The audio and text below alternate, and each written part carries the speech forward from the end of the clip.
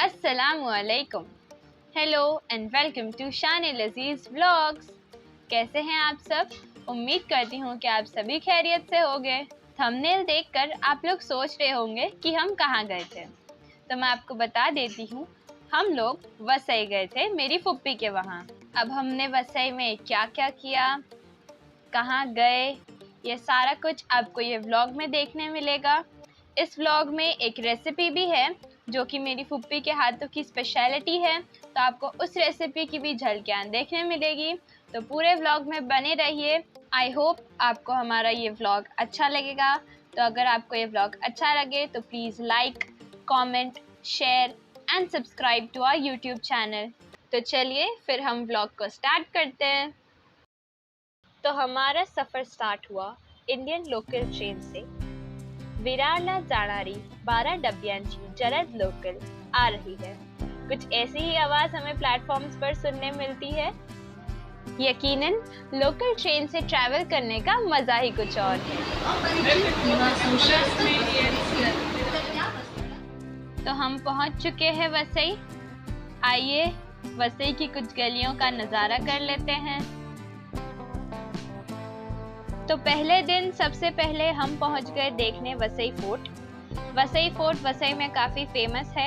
कई स्कूल्स बच्चों को as a field trip Vasai fort दिखाने ले जाती है। तो आइए देखते हैं वसई फोर्ट और वसई फोर्ट जाने वाले रास्ते।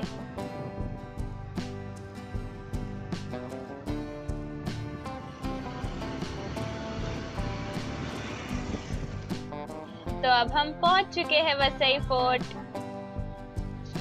वसई फोर्ट देखने के बाद फिर हम लोग घर चले गए, और जब हम घर पहुंचे तो मैंने देखा मेरी फुप्पी हमारे फेवरेट मेदू वड़े, इडली और डोसा की प्रिपरेशंस कर रहे थे। तो मैंने सोचा उनको रिकॉर्ड कर लेते हैं, और वो रेसिपी क्योंकि उनकी स्पेशलिटी है तो हमने सोचा कि आप लोग के साथ भी शेयर कर लेते हैं। तो रेसिपी जैसे जैसे होती जाती है मैं आप लोग को एक्सप्लेन करती जाऊंगी। तो सबसे पहले हम रेडी कर रहे थे मेंदू वड़े का बैटर, जिसके लिए यहाँ पर उड़द दाल ली है हमने। ये अप्रोक्सीमेटली 1 kg होगा। आप अपने अकॉर्डिंग दाल की क्वांटिटी रख सकते हैं, और जो क्वांटिटी दाल की होगी उसके अकॉर्डिंग ही आप बाकी इंग्रेडिएंट्स डालिएगा। उड़द दाल को हमें ओवरनाइट भिगा कर रखना है, चाहे वो मेदू वड़े के बैटर के लिए हो, इडली के बैटर के लिए हो, या तो फिर डोसे के बैटर के लिए हो। जो भी दाल और चावल है उसे हमें ओवरनाइट भिगा कर रखना है।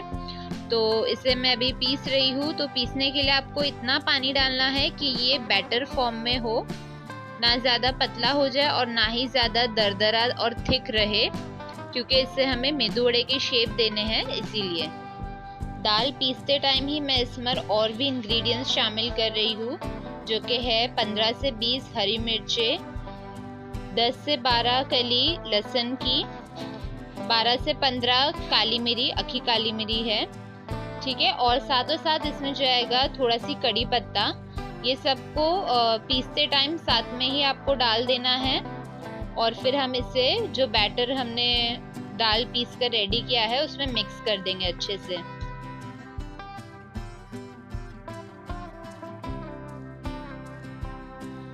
अब इस मेंदू वड़े के बैटर को हमें कवर करके 3 to 4 आवर्स रेस्ट करने देना है। अब नेक्स्ट हम रेडी करेंगे डोसे का बैटर, जिसके लिए मैंने 1/4 कप उड़द दाल और 3/4 कप राइस को ओवरनाइट सोक करने रखा था। अब इसे मैं पीस रही हूँ। डोसे का बैटर पीसते टाइम आपको ध्यान रखना है कि इसका बैटर पोरिंग कंसिस्टेंसी में रहेगा, ज़्यादा थिक नहीं रखना है, और बैटर एकदम स्मूथ होगा। तो आप इस चीज़ का ध्यान रखिए। ये देखिए बिल्कुल ये कंसिस्टेंसी चाहिए। तो ये देखिए डोसे का बैटर रेडी हो चुका है। अब इसमें मैं हस्बे ज़रूरत नमक शामिल करके इसे कवर करके ओवरनाइट रेस्ट करने देना है हमें। और इसी तरीके से इडली का बैटर भी रेडी करेंगे।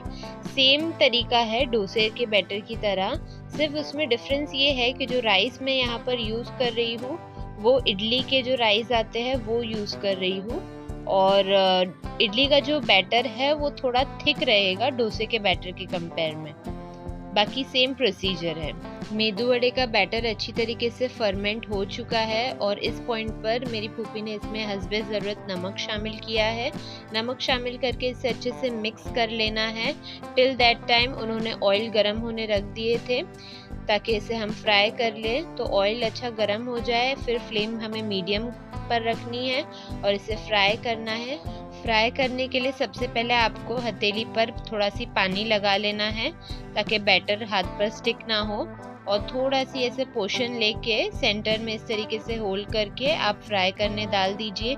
फ्लेम आपको मीडियम रखनी है ताकि ये अंदर तक प्रॉपरली कुक हो, वरना ये ऊपर से तो गोल्डन ब्राउन हो जाएंगे बट अंदर से कच्चा रह जाएगा। इसे हमें गोल्डन ब्राउन होने तक अच्छे से फ्राई करना है।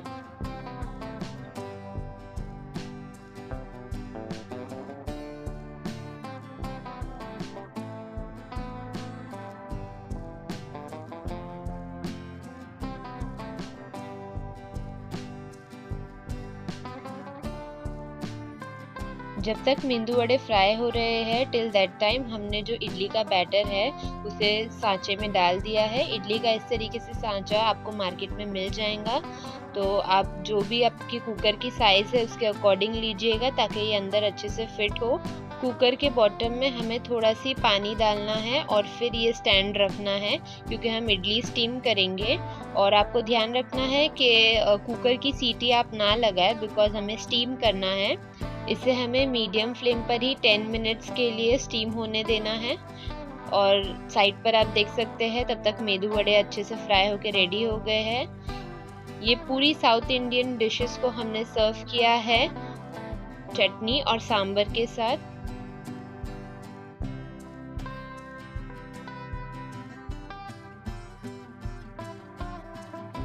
इडली और मेंदू वड़ा तो ऑलमोस्ट डन है। अब बारी है डोसा रेडी करने की। तो डोसे का बैटर भी हमने रेडी कर लिया था, उसकी रेसिपी मैंने स्टार्टिंग में ही बताई है। अब इस बैटर को हम डालकर डोसा रेडी करेंगे। तो सबसे पहले यहाँ पर मेरी फूफी ने क्रिस्पी डोसा बनाने के लिए सबसे पहले पैन पर ऑनियन को इस तरीके से पूरे में रब किया है ताकि जब हमारा डोसा बने तो उसका जो क्रिस्पीनेस है वो मेंटेन रहे। अब इसे लाइट गोल्डन होने तक पकने देना है। इस पर आप हल्का सी ऑयल इस तरीके से डाल दीजिए। डोसे की भाजी में आप अपना वेरिएशन कर सकते हैं because as you all know डोसे काफ़ी टाइप्स के आते हैं, उसकी फिलिंग में आप चेंजेस कर सकते हैं। मैंने यहाँ पर जो बेसिक आलू की भाजी की फिलिंग होती है वही इसमें डाली है।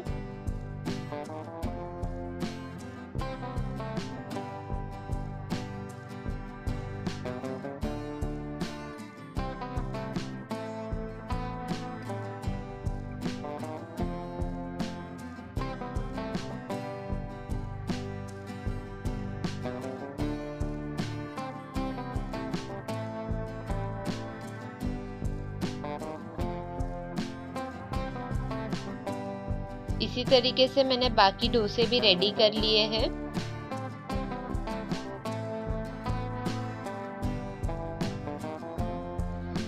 तो कुछ इस तरीके से हमारा साउथ इंडियन प्लैटर बनकर रेडी हो चुका है। माशाल्लाह ये काफ़ी टेम्पटिंग लग रहा है और खाने में भी ये यकीन मानिए बहुत मज़े का था। इसके साथ ही हमने कोकोनट चटनी भी रेडी की थी तो हमने वो भी इंजॉय किया। और फिर हम दोबारा चल पड़े वसई को एक्सप्लोर करने के लिए। इस बार हम जा रहे थे Suruchi beach, I guess I am pronouncing it right. तो ये जो आप रास्ता देख रहे हैं ये सुरुचि बीच जाने के वक्त आता है and it was so beautiful to walk through this.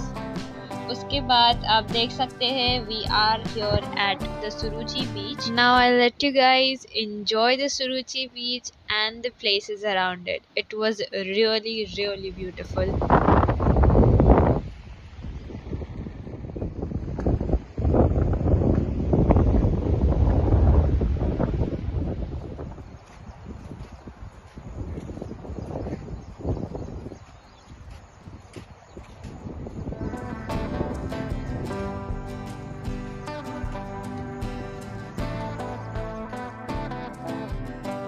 तो अब मैं आपके साथ शेयर करूंगी कि हमने वसई में डे 2 पर क्या किया। जब हमारा वसई में दूसरा दिन था तब हमने क्या किया। तो दोपहर के टाइम पर मेरी कज़िन सिस्टर स्विमिंग को जाते हैं, तो मैंने सोचा मैं भी उनके साथ चली जाती हूँ। तो वो स्विमिंग कर रहे थे और मैं यहाँ पर एटमॉस्फेयर एंजॉय कर रही थी क्योंकि उस वक्त बारिश हो रही थी। So it was a really good climate. Swimming से आने के बाद लंच टाइम हो गया था, तो हमने जल्दी से लंच कर लिए एंड देन फिर हम निकल गए द कैपिटल मॉल जाने के लिए। ये नाला सोपारा एंड वसई के आई गेस बीच में है।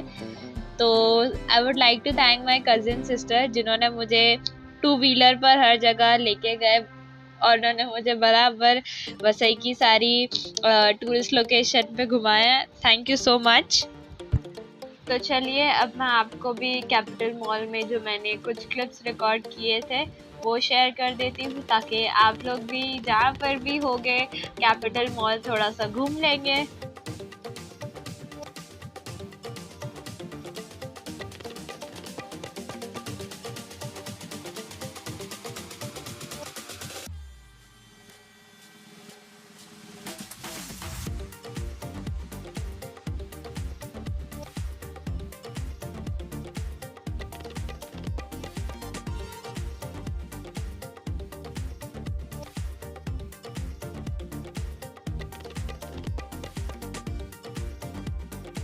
कैपिटल मॉल के बाद फिर हम लोग घर चले गए। तो अब आप जो रास्तों की क्लिप्स देखेंगे तो वो रास्ते कैपिटल मॉल से घर जाने के टाइम पर जो रास्ते हैं, तो मैंने उनकी क्लिप्स रिकॉर्ड करी है और वो बहुत अच्छे लग रहे थे, तो मैंने सोचा आप लोग के साथ भी शेयर कर लेते हैं।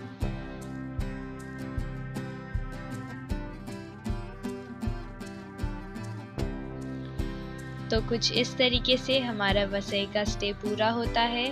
Thank you so much puppy जान हमको इतना टेस्टी सा साउथ इंडियन डिशेस खिलाने के लिए। थैंक यू सहर दीदी for taking me to places where I wanted to, and I hope you guys have enjoyed the video. अगर आपको ये व्लॉग अच्छा लगा हो तो प्लीज़ लाइक कीजिए, शेयर कीजिए and don't forget to subscribe to our YouTube channel to stay updated with the upcoming new vlogs. अल्लाह हाफिज़।